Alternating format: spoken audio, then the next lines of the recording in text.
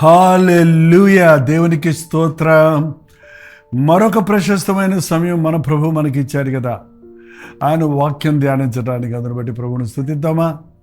మీరు ఎక్కడెక్కడి నుంచి వీక్షిస్తున్నారో దయచేసి లైవ్ చాట్లోకి వచ్చి టైప్ చేస్తే మీరు ఏ దేశంలో నుంచి వింటున్నారో, ఏ రాష్ట్రంలో నుంచి వింటున్నారో, ఏ గ్రామంలో నుంచి వింటున్నారో, క్రమంగా దేవుని వాక్యాన్ని వింటూ ఏ రీతిగా మీరు ఆధ్యాత్మికంగా బలపడుతున్నారో అన్నది దయచేసి అప్పుడప్పుడైనా 954041 నెంబర్కి, మీరు ఇతర దేశాల్లో ఉంటే 91001008 నెంబర్కి ఒక టెక్స్ట్ లేక వాయిస్ మెసేజ్ని వాట్సాప్ ద్వారా పంపించండి.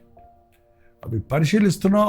మేము ఎంతగానో ప్రోత్సాహపరచబడుతున్నాం. ఈ కార్యక్రమాలు కొనసాగించడానికి మీరు సహకరించిన వారు అవుతున్నారు. మరి మేల్కొన్నారా? గుడ్ మార్నింగ్, లేవండి, రండి. ఒక చిన్న ప్రార్థన. పరిశుద్ధుడా, నీకు వందనములయ్యా. మరొకసారి ఈరోజు మా స్థితిని మేము ఎరుగుటకు నీ సన్నిధిలో నాయన, నీ నామములో మొరపెట్టుకున్నట్టుకు సహాయం చేయము. క్రీస్తు నామములో అడుగుచున్నాము తండ్రి, ఆమేన్. మనకి అన్నీ తెలుసండి కదా, నాకు చాలా తెలుసు అంటాం.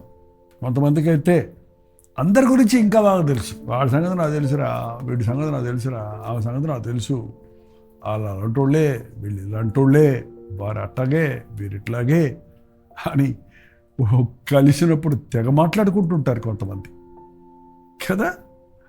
ఈవెన్ బంధువుల్లో కూడా మనం చాలాసార్లు ఏ ఫంక్షన్కో, ఏ బర్త్డే పార్టీకో, ఏ వెడ్డింగ్ సెలబ్రేషన్కో కలిసి వచ్చినప్పుడు కుటుంబ సభ్యులు అందరూ కలిసి ఆనందించడం ఎంతో బాగుంటుందండి. కానీ అదేంటో ఒకరినొకరు చూచుకున్నప్పుడు కంపేర్ చేసుకోవటం, వాళ్ళకంటే నేను బెటర్ అనుకోవటం, వాళ్ళల్లో ఇలాంటి వాళ్ళు అలా ఉండేవాళ్ళు, వాళ్ళకి ఈ సమస్య ఉంది, వారి ఈ ప్రాబ్లం ఉంది, ఈ బలహీనత ఉంది అని ఒకరిని గురించి ఒకరు, ఎదుటి వారి గురించి చెడుగా ఆలోచించటం, వారి తప్పుల గురించి పక్కోళ్ళకు చెప్పటం, ఇది ఇంకా విపరీతం. ఇతరుల గురించి నువ్వేమనుకుంటున్నావు అన్నది ఒక విషయం అయితే, నువ్వు అనుకున్నదంతా నిజమన్నట్టుగా పక్కోళ్ళకి చెప్పటం అనేది అది ఎంత భయంకరం అండి. అదే కొండేలు చెప్పటం అనేవాళ్ళు పూర్వం, చాడీలు అనేవారు. ఏంటండి, నేరాలు మోపుతూ ఉంటారు. దేవుని వాక్యం చెబుతుందండి, ఒక నిజమైన క్రైస్తవుడు, విశ్వాసి దేవుని ముందు తాను ఎలా ఉన్నాను అని చూసుకుంటాడు, మనుషుల ముందు ఎలా ఉంటున్నాను అన్నది పరీక్షించుకుంటుంటాడు. అందుకే యేసు ప్రభు పెరుగుతున్నప్పుడు మనుషుల దయలో దేవుని దయలో వర్ధిల్లాడు. సమూయేలు విషయంలో కూడా మనుషుల దయందు దేవుని దయందు కూడా వర్ధిల్లాడు. అందుకే మనుషుల ముందు దేవుని ముందు నా మనస్సాక్షిని కాపాడుకుంటానికి ప్రయత్నిస్తున్నాను అని పరిశుద్ధుడైన పౌలు అన్నాడు. మీరు ఎప్పుడైనా గమనించుకున్నారా? మీ మనసు మీ తప్పులు గమనిస్తుందా, ఇతరుల తప్పులు ఎత్తి చూపిస్తుందా? మన తప్పులేమో కప్పుకోవటం, ఇతరుల తప్పులు భూతద్దాలను చూడటం లాగా ఉందండి చాలామంది పరిస్థితి. అందుకనే దావీదు అన్నాడు, ఒక్కసారి కీర్తన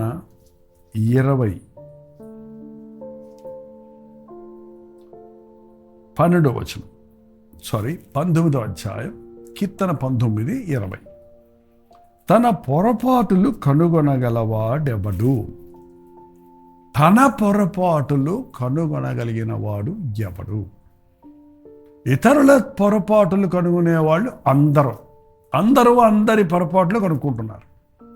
కానీ నీ పొరపాటును నీవు కనుగొనగలుగుతున్నావా? నీలో ఉన్న తప్పులు నీకు తెలుస్తున్నవా?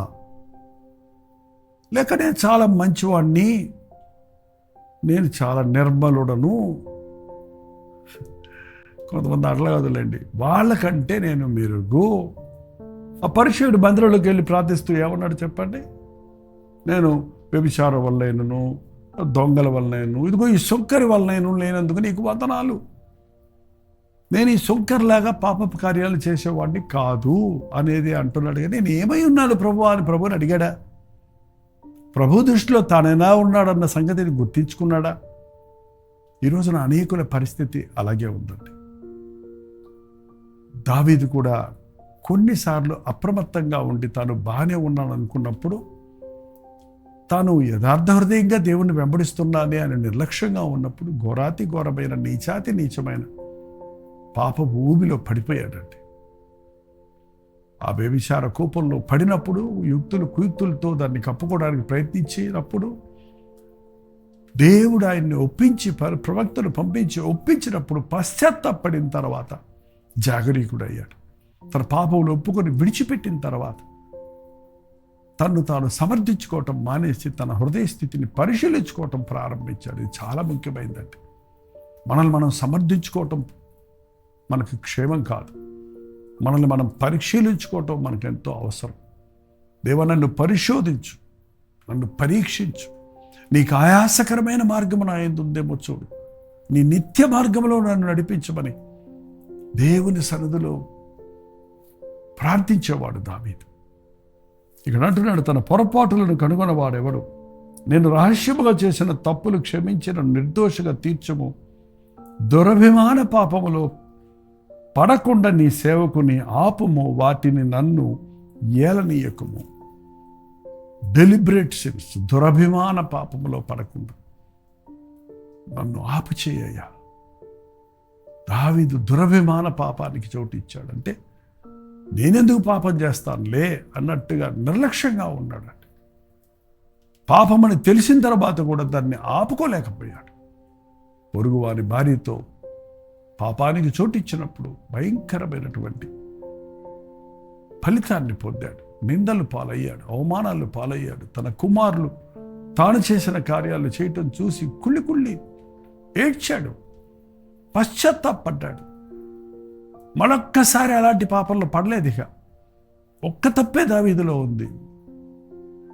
ఉరియా భార్య విషయంలో తప్ప దావీదు అన్ని విషయాల్లో నాకు యథార్థంగా ఉండడం దేవుడే మెచ్చుకోగలిగాడు. కారణం తన హృదయ శుద్ధిని ఆ తరువాత అలా కాపాడుకోగలిగాడు. తన పొరపాట్లను కనుగొనగలిగిన వాడెవడు? నా చేసిన రహస్య తప్పులు, రహస్యంగా చేసే తప్పులు మూడో కంటికి తెలియకుండా చేశారనుకుంటారు కొంతమంది. ఆలోచించేయండి. అది ఎవరికి తెలియదు, ఎత్తి చూపిస్తానికి నీకు, కానీ దేవునికి తెలుసు. నీ పాపము నిన్ను పట్టుకుంటుంది. నీ రహస్య పాపాన్ని ఒప్పుకునే వరకు దాని మీద విడుదల రాదు. ఎవడు తన పొరపాట్లు కనుగొనగలిగిన వాడు? ఎక్స్రే తీస్తే కనపడతాయా? స్కాన్ చేస్తే కనపడతాయా? ఈ లోక సంబంధమైన యంత్రాలలో మన పాపాలు బయటికి రావండి, బయటపడవండి. హృదయాంతరేంద్రియాలను పరిశీలించే ప్రభువు వలన మాత్రమే అది సాధ్యం. అందుకే మన హృదయాన్ని పరిశోధించుకోవడానికి మనం మోకాళ్ళ మీద పడి, దేవా నన్ను పరిశోధించు, పరీక్షించని ప్రార్థించుకోవడం నేర్చుకోవాలి. ఆయన ముఖ కాంతిలో మన రహస్య పాపాలు కనపడతాయి. మనం మోకరించి ప్రార్థిస్తూ ప్రభువా నన్ను దర్శించన్నప్పుడు ఆయన ప్రకాశవంతమైన ముఖం నీ మీద తేజరులుతుంది కనుక నీ అంతరంగాన్ని నువ్వు చూసుకోగలుగుతావు. నీ పాపముల కొరకు నువ్వు పశ్చాత్తాపడగలుగుతావు. మన పాపములను మనము ఒప్పుకొనిన ఈడల ఆయన నమ్మదగిన వాడు నీతిమంతుడు కనుక మన సకల దుర్నీతి నుండి ఆయన మనల్ని పవిత్రుడిగా చేస్తాడు. అలాంటి అనుభవం మీకుందా? దేవుని సన్నిధిలో ప్రార్థిస్తూ మీ హృదయాలను ఎప్పటికప్పుడు పరిశీలించుకుంటున్నారు? మీ పొరపాట్లను మీరు దిద్దుకోగలుగుతున్నారు, చూచుకోగలుగుతున్నారు? దేవుని వాక్యం చదివేవాడు తన పొరపాట్లు దిద్దుకోగలుగుతాడు, తన మార్గాలు సరిచేసుకోగలుగుతాడు. తాను చేయనది దేవుని చిత్తానుసారమైందా కాదా అన్నది వాక్యములో మనకు తెలియచేయబడుతుంది. వాక్యం ఒక అద్దం లాంటిది. అద్దములో చూసుకున్నప్పుడు నీ లోపాలు నీకు కనబడుతున్నట్టుగా వాక్యాన్ని పఠించి ప్రార్థించేవాడు తన పొరపాట్లు కనుగొంటాడు, వాటిని ఒప్పుకొని విడిచిపెడతాడు, వాటి నుంచి విడిపించబడతాడు, శుద్ధ మనసాక్షిని కాపాడుకోగలుగుతాడు. ఆయన వాక్యంలో మన హృదయం ఎప్పటికప్పుడు పరిశీలించుకుంటే దిద్దుకోవాలండి. మనం ఎంతగా మనం పరిశుద్ధంగా బ్రతకాలనుకున్నా, మనం బాగానే ఉన్నాం అనుకున్నా, ఎవరే మనకి ఇతరులు చాలా మంచోడువు నువ్వు అన్నా నీకే తెలుసు నీ అంతరంగంలో ఎంత పాతాళం ఉందో, ఎంత పనికి మాలిన ఉన్నావో, రహస్యమైన పాపాలు ఉండవు. వాటిని తప్పుగా నీవు గ్రహించి దాన్ని ఒప్పుకుంటే క్షమాపణ ఉందండి. దిద్దుకుంటే. కీర్తన 50లో అన్నాడు, దిద్దుబాటు నీకు అసహ్యం కదా, నా మాటలు నీ వీపు వెనక వేసేస్తున్నావు. నువ్వు నా మాట వింటున్నావు, ఇది నీ స్థితిని నీకు తెలియజేస్తున్నప్పుడు పర్లేదులే, సర్లే అన్నట్టుగా వాక్యం విని దిద్దుకోవద్దండి. నా మాట విని ఎవడు వణుకుచుండునో వాడినే నేను దృష్టిస్తున్నాను అన్నాడు. దేవుని మాటలు మన జీవితాన్ని బయటపెడుతున్నప్పుడు, మన అంతరంగాన్ని బయటపెడుతున్నప్పుడు, మన తప్పులను ఎత్తి చూపిస్తున్నప్పుడు అవునయ్యా అని ఒప్పుకొని దిద్దుకొని మన మార్గాలు మార్చుకోవాలి. నువ్వు తప్పుదారిలో పోతున్నావు, ఈ దారి కాదయ్యా, ఇది నువ్వు అనుకున్న గమ్యానికి చేరదు, ఈ పక్క వెళ్ళని ఎవరన్నా చెప్తే నేను మారను, నేను ఇదే దిక్కులో వెళ్తానంటే ఏమవుతుందండి? నీ అంతం భయంకరంగా ఉంటుంది కదా.